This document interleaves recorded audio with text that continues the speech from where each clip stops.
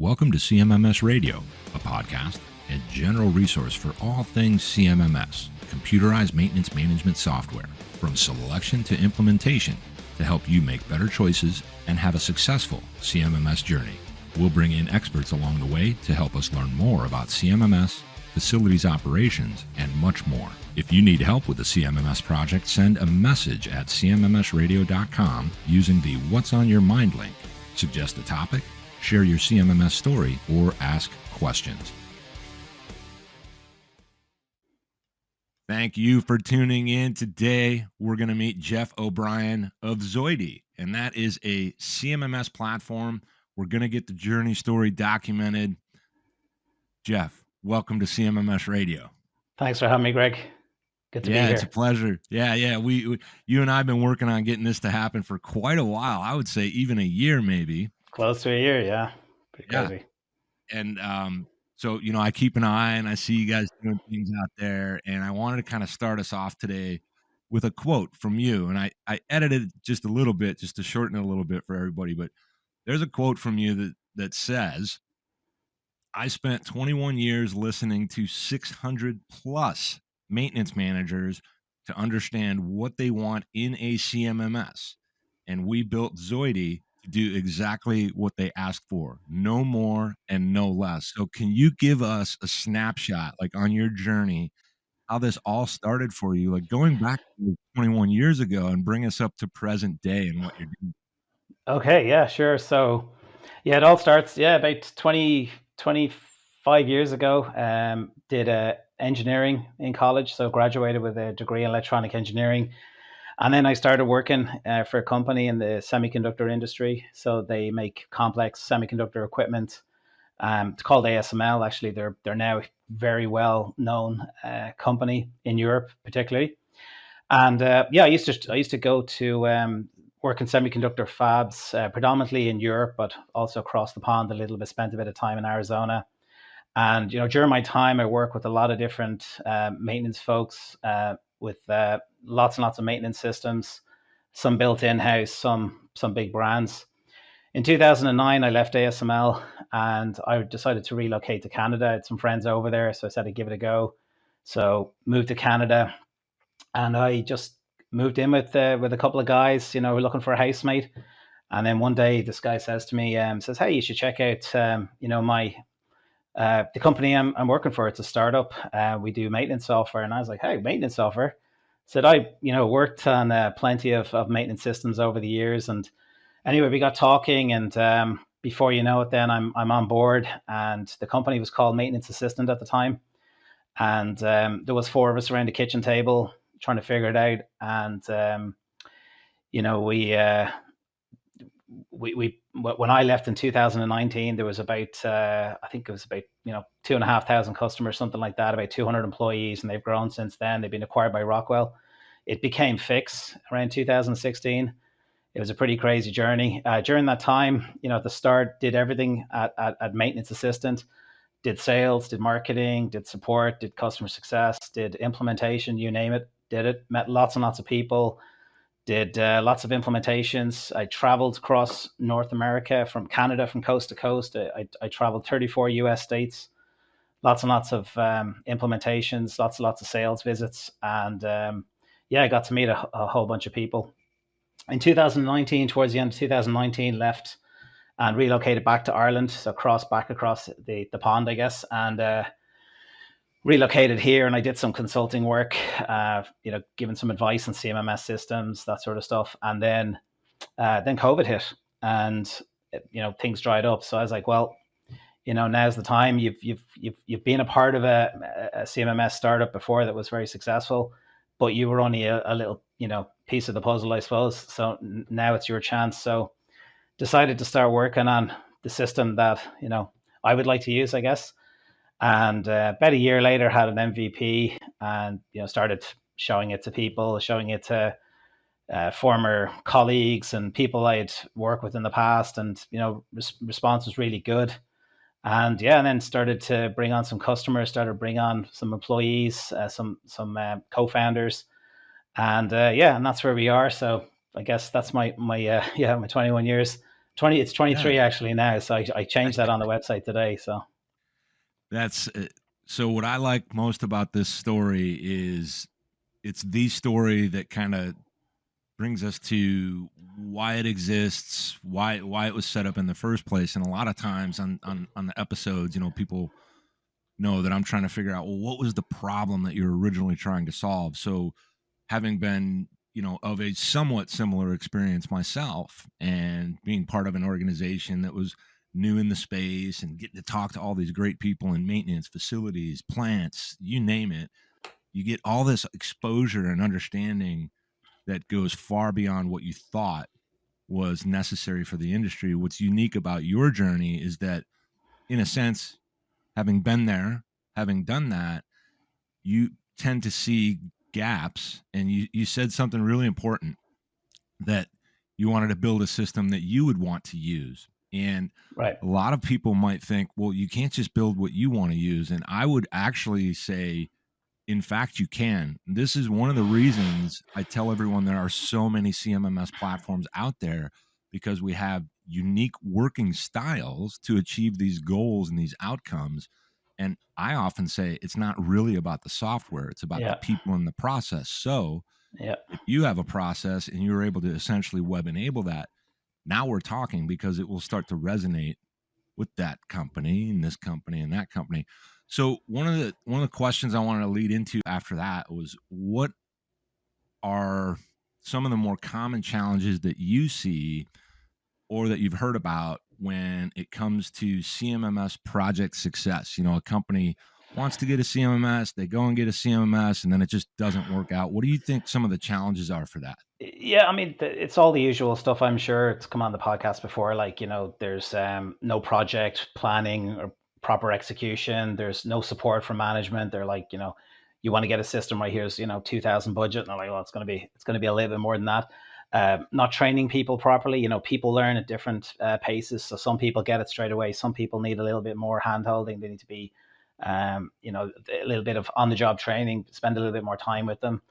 But for me, I think the biggest problem is it's like when you're selecting a CMMS, you're not selecting, I suppose, the product. Really, what you're trying to do is you're more like a matchmaker, and you're trying to match the capabilities of the software with the capabilities of the business, right? So if you're using, so if you're say a company maybe of 5 or 10 guys, and they're all like in their late 50s, early 60s, and you're looking at the latest and greatest with integrations with sensors and AI and predictive maintenance and all that sort of stuff, it's not going to work. It's going to crash and burn. So you really need to look, at the resources, the users, who's going to be using it, how tech savvy are they, what do we need in terms of functionality, and then, try and find the perfect match, because otherwise it's just gonna crash and burn. Yeah, that's this is something that I think we would share in common, as far as over the many, many years, the stories about maintenance teams and working styles are essentially the thing that caused the resistance. And it's really going to come down to kind of culture within the organization. And a lot of times, I think you've seen this as well, people get a system essentially forced upon them or dumped on them, Right. that somebody said, "Oh, this is great. It gives us all our KPIs, from a leadership Yeah. perspective." And then the guys and gals on the floor or moving throughout the facilities, they're like, Yeah. "This takes too long. I need to get some stuff done. This is crazy. I don't like it." Yeah, And exactly.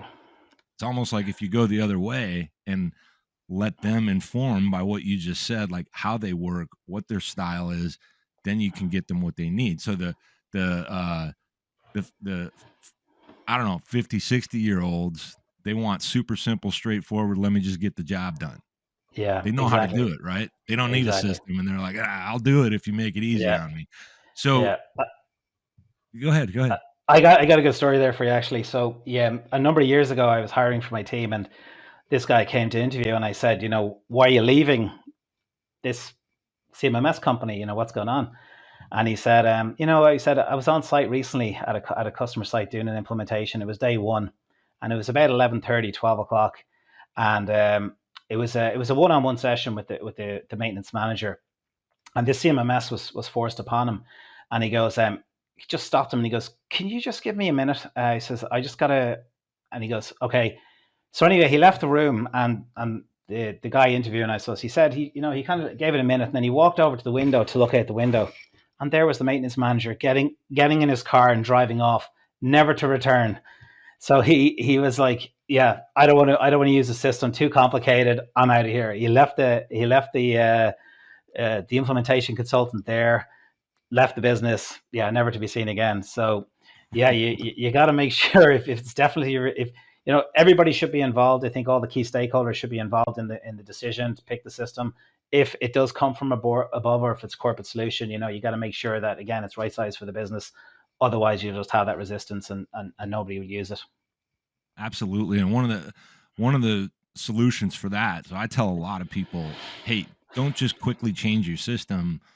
Take a look at what you've got and then focus in on the people and the process and see how you can get that to work. Because I'm also of the mind that sometimes we get what we don't love and we got to learn to love it, find a way to use it in a practical way that makes an impact for the business. So either way, there tends to be a way forward. But now I want to kind of switch it up to, because I think the next question was really around basic principles. Do you find that the basic principles or the basic fundamentals of how teams move and how they really accomplish what they accomplish are at the heart of how a CMMS should really function?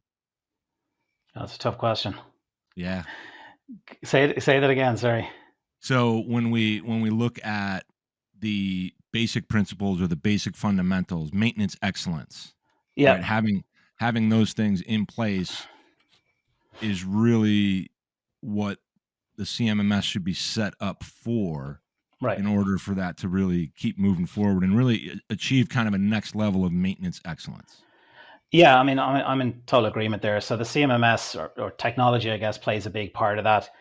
Putting a CMMS in place empowers employees. They can check what's due today, what I got to do, what I could do, what's coming up tomorrow, etc. They've transparency across the group. They can see what everybody else is working on. They know where they're performing, how they're performing.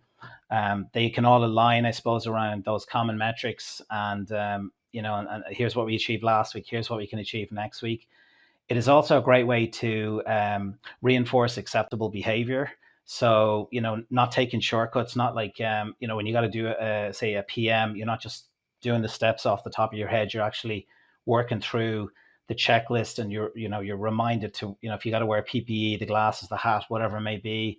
And yeah, it also demonstrates the importance of being organized, right? So you're not just coming in every day and winging it. Like, you've got a plan for the day, and as you're doing your repair, you're updating your CMMS, and you're either on your phone or laptop, whatever you have nearby, terminal, whatever it may be. And then at the end of the day, all that data is in the system, so then that can be used going forward for other issues further down the line. People can see what you did, or maybe just aggregated together for some of that improvements, and um, yeah, changing up PM cycles, or ironing out issues, whatever it may be. Yeah, it makes it so for me, I think that's all exactly what I was hoping to hear and kind of thinking about, because by documenting everything that we do, which we would want to do anyway, so that we have good support for, hey, we need to add another person, or hey, we're working on this piece of equipment too often, or we've done that PM, it's been about a year and we're not seeing a change in the actual failure code, failure mode, and we need to make an adjustment. And it does aggregate all that to create business opportunities within the Right. organization. I also think what's really important for everyone when it comes to computerized maintenance management software, we got to remember it's a tool. So that's why I'm always saying, hey, basic fundamentals, how people move, how they do what they do, what's the process they follow.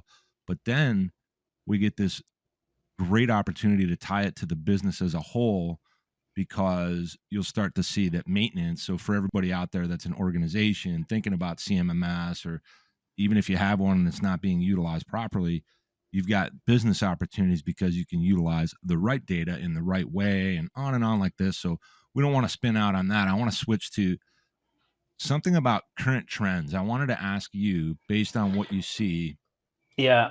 do, do you have any current trends that concern you or kind of worry you about the industry as a whole, whether it's maintenance or CMMS or anything in between?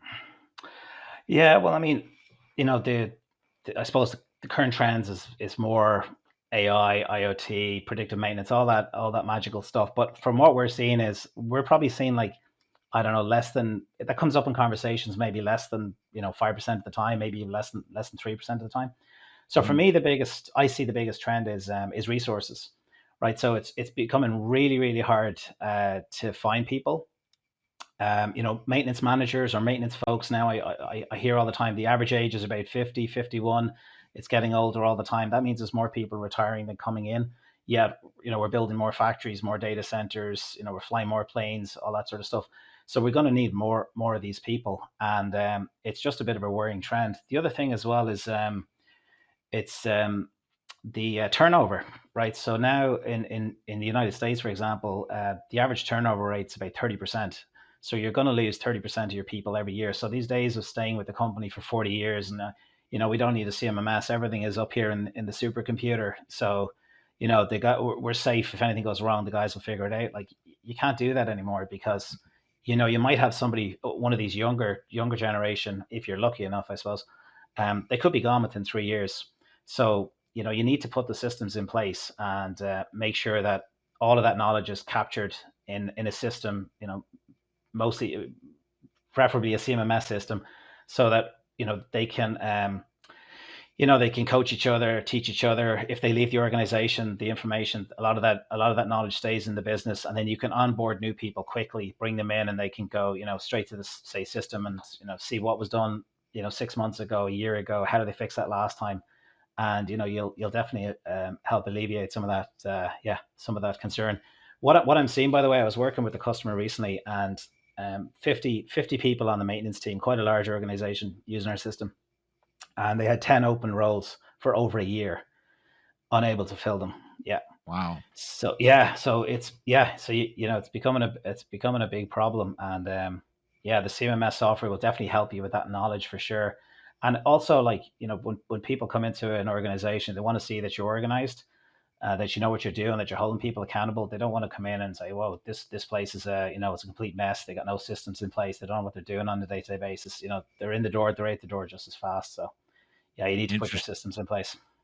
interesting how this is a thing that's being talked about a lot. And I'm not saying it's new, but it's being talked about a lot, where when an organization has technology in place that helps the people do what they want to do in the first place really, really well, especially, I mean, almost at all different age levels or whatever, people are going to get excited about that because they know the organization is more dialed in, that they have a vision for what they're trying to do in their maintenance department, in operations. And that's something that can actually attract talent. One of the things I wanted to ask you about this skilled trades gap and the what do they call it now? I think it's called a silver tsunami, where we Yeah. got the 50s and 60-year olds and whatnot. They're riding off into the sunset, taking the knowledge with them. Do you think there is something about the trades maintenance that is under promoted or something? I'm trying to figure out why youngsters, if you will, are not kind of drawn to the trades. Does it happen at a certain point? Like for me, I'm thinking, high schools, bring back all the shop classes, get these things in front of these youngsters. Yeah, well, I can see from my experiences, I guess, in Canada and in Europe, what's happening is, college education is becoming more accessible, so more people are going to do those, you know, further studies, I guess, which you could maybe be considered overqualified for some of these roles, which I don't think is the case. But yeah, you've got a smaller pool of people going to, technical colleges, maybe to take on these diplomas or whatever it may be. You also have the organizations; they're less likely to take on these apprentices as well because of that turnover. If I hire somebody today and spend 4 years or whatever it is, 6 years training them, and then they leave the organization, that's a waste of money. It's not really. It's you've got them for the time that they're with you. But yeah, I think I think it's starting to come. It's going to come full circle because I've nearly fallen off my seat recently, hearing some of the salaries out there for some of the maintenance folks. So it will start to attract people into the role. And I see as well, about 20 years ago, when I was 15, 20 years ago, 20 years ago probably, when I was working in Intel, um, as the contractor there in Intel, I guess, and they started doing autonomous maintenance. Right, they were training up their operators on light maintenance, and I start to see that now more and more, where the operators are taking on. We get a, we want to add 5 more users or 10 more users. We want to get the operators on to do daily PMs or whatever it may be. So I can see that becoming a trend now, where organizations are starting to realize that it's really hard to get maintenance folks. So if we can get the operators to do some of that lighter maintenance, it will free up the maintenance folks to do more important things. We can also then carry them through the operators, and maybe help them make that transition into the maintenance role over time. So Yeah, and the CMMS itself is going to help with that, because you've got documentation and you can leverage that in a way. And then the thing, getting back to the actual gap in these skilled trades and getting people into, the world of maintenance, I sometimes wonder if there's confusion across the globe about what's glamorous and what's not. And you mentioned something about the salaries that you're seeing, and we're seeing it from a lot of people in the industry that are out here talking about it, and they're saying, look, don't sleep on this as an industry, because I mean, you're talking about real money. People making yeah, six figures as maintenance managers in the right kind of organization, like real money, like the kind of yeah, money where you don't have to think about money. You can go do great work. And that's another thing I always want people to know, that the world of maintenance is such a critically important thing to everything we do. And I say things like, yeah, I'm being snide, right? I'm being cheeky, whatever you want to call it. But let's just stop doing all maintenance for a half day at one facility, one college campus, one manufacturing location, or maybe the world. We would never recover from that.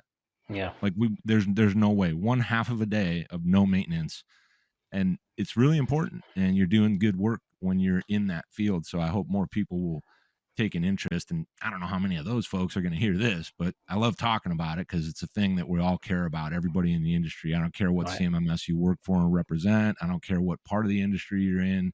Maintenance is a thing that matters. Maintenance matters. I wanted to ask you, and we're going to get to what I call the fun question segment. That's the segment I didn't tell you about. Uh, what trends or innovations are you really excited about right now? Like, right now, what's happening or what's coming next that gets you excited and fired up? Yeah, I mean, the connected stuff doesn't really get me excited. I think it's going to be very hard to implement. I was at a factory there a couple of months ago that's making, uh, let's say, components for the aerospace industry.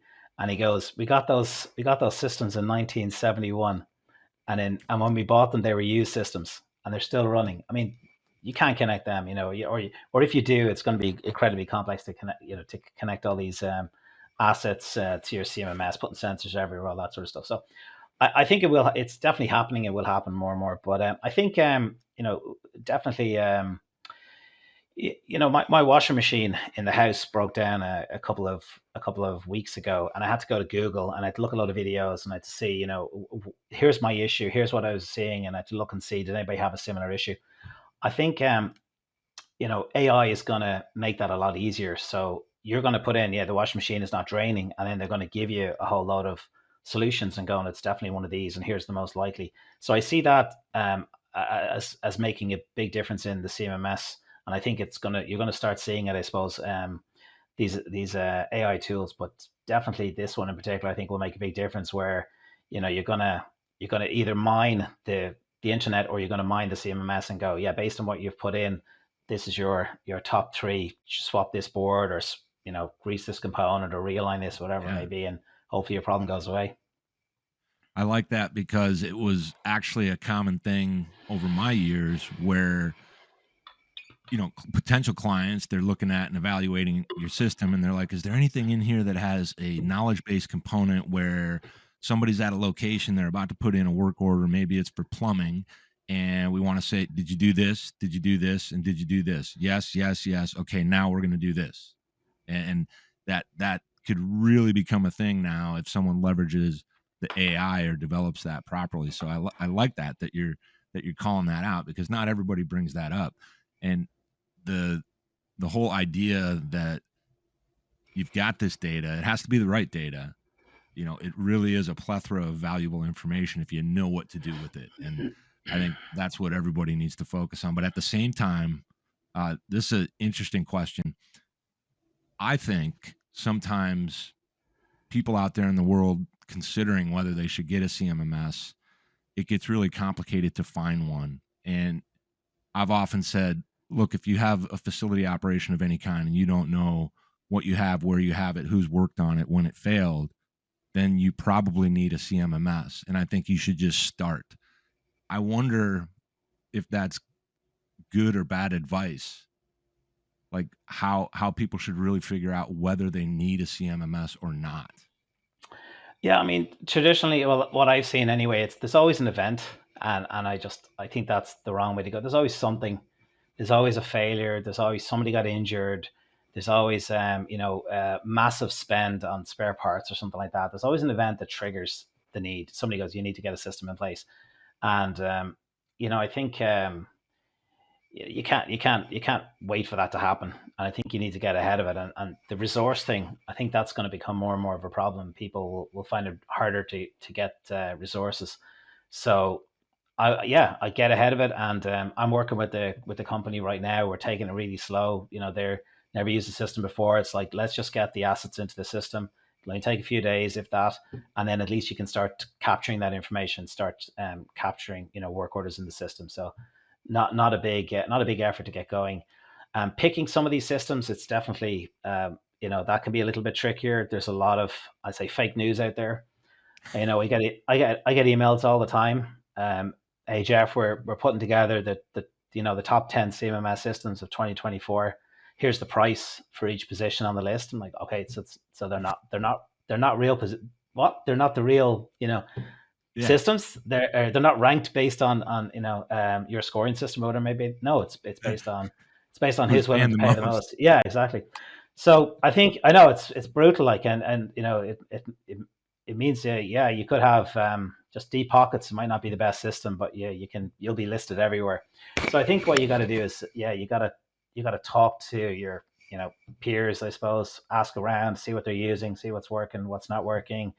Try out the systems for yourself for sure, and you'll see some of them will definitely be easier to use and easier to onboard than some of the bigger names out there.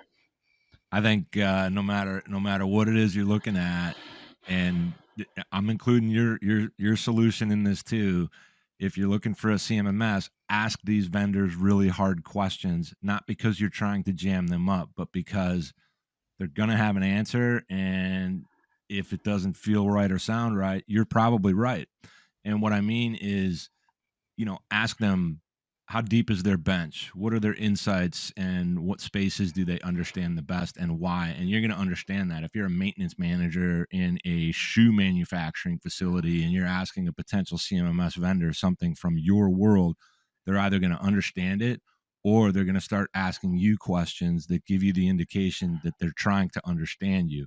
Ask them things about how do you do customer success, onboarding, training, what resources are available, all that. Number one, data. Ask every vendor you're ever going to work with, is our data ours? Can we get it at any time? The answer to that question should be yes. That's my opinion, and I'm sticking to that one. Time for the fun question segment, Jeff. Right. Number one, what is your favorite music? Oh, classic crossover. I know it's so it's kind of like classic modern songs sung in a classical style. So relaxing. Listen to it all day. All right. And the next one is, what is your favorite sport or hobby? And on sport, it doesn't have to be one that you play. It could be one that you like to observe, support, and root for. Yeah, I used to be a big rugby fan. I used to play a bit of rugby when I was younger, but I've always liked Formula One. So even though it can be quite boring, watching same guys win every week. I don't know. I just like it. So I'll watch the Formula One whenever it's on, every 2 weeks, every 3 weeks, whenever it's on. Love that. And when I was in North America, I used to go to the IndyCar. Love the IndyCar. So yeah, very exciting. Yeah, they had back when I lived in Long Beach, they had the Long Beach Grand Prix, Right.